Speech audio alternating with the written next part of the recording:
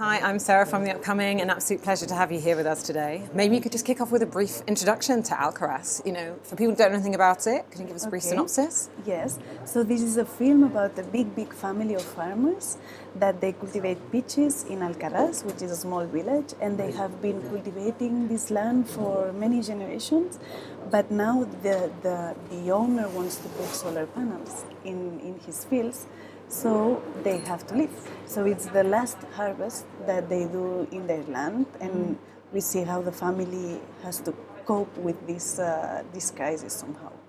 And your debut, summer of 1993, was autobiographical, and in some respects this is set in a similar setting, but perhaps moves more into fiction. So Yes. why do you decide to perhaps take a similar setting, but go in a different direction for your second feature? Well, because Summer 1993 comes from a very personal story, so it tells my childhood. And this time I wanted to make this film because my family grows peaches in Alcarràs, but the story is totally fiction. So the story comes a little bit when my grandfather died, and this made us like give value to his legacy and think for the first time that maybe these trees wouldn't be there forever, you know? So my family still grows peaches, but what I see right now is that this way of making agriculture in family groups is really in crisis because a lot of people is just abandoning their land because it doesn't give enough money, so the price of the fruit is really low, and they are getting very tired, and so there is no like generational takeover somehow. It's not because the young people don't want to cultivate the land, it's just because it doesn't give the same the same money that used to give, no? So seeing that this is in crisis was also kind of like a reason to make the film. And tell us about your cast, because it's very much an ensemble cast. Yes. And there's so many different characters, but it feels very authentic, the way they kind of interact, as though they would be a family, and particularly the children, which kind of provide a bit of the levity and the sort of the hope of the film, because they're just sort of blissful in their contentment in this space, and they know something's up, but they're kind of able to, you know, throw themselves into playing and kind of ignore the rest of the world. So tell us about that whole cast and how you put them together. So we knew that this would be a non-professional actors cast because there were a lot of kids and young people and also a lot of old people as well. And I wanted to have real farmers who know how to take a tractor, how to pick a peach, how to move in this world, and also who could feel a real attachment to the land. So, well, the way we work is that the first step was to find these people, and we luckily started the casting before the pandemic, because I think that after, I don't know how we would have done it, because we went to a lot of village festivities, and where there were a lot of people, and we watched and we said, okay, so we are going to invite to the audition to this, no?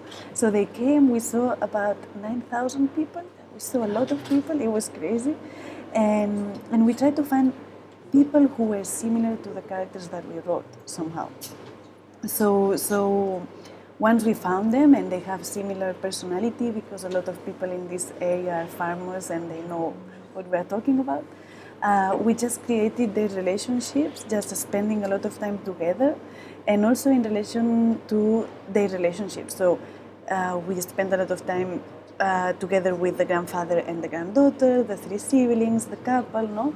And we built the family, and then we read the script, and we rehearse a little bit the scenes. But I always give a little bit of freedom as well, no? So for me, it's and more to the children, because they can do what I say, but it's always try to finding this equilibrium between improvising and following the script, no?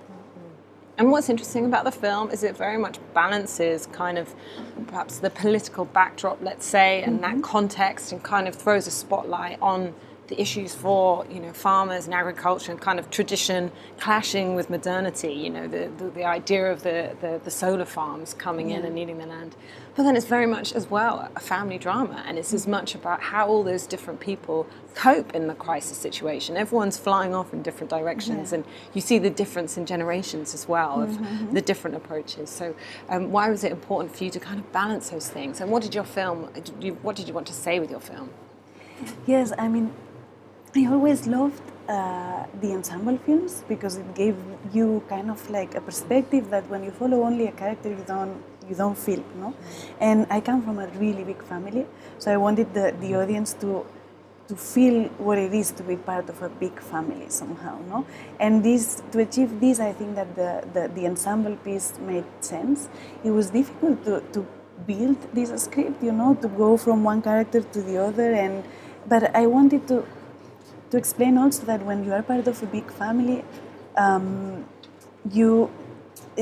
the emotions kind of affect one another, no? So the family moves like an emotional body instead of only like every people independently, no?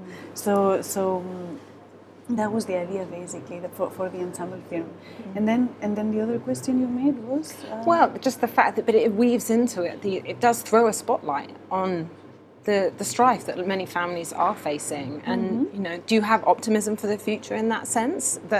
Or do you think that actually at some point these families will have to go up the land and go with the newer developments?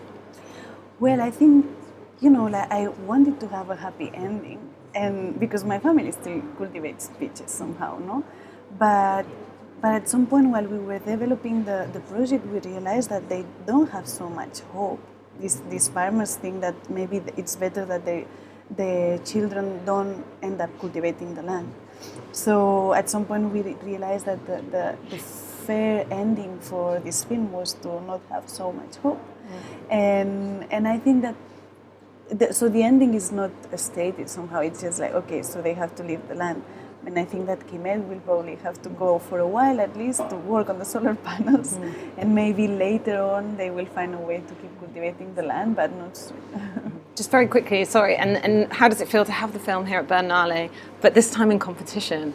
For people to watch it on the big screen, which is so crucial. Yeah, no, it was great because it just feels like a big step in relationship to when we had summer here, and I also feel like this big attachment to Berlinale because we have come here with our films, but also with the projects, and I've been here in the jury of Generation, so it just every year I come for some reason, so it's like my film home, and now having it here in this big theater is great. I'm out of time, but it was lovely to chat to you. Thank you so much. Enjoy the rest of your time in Berlin. Thanks a lot.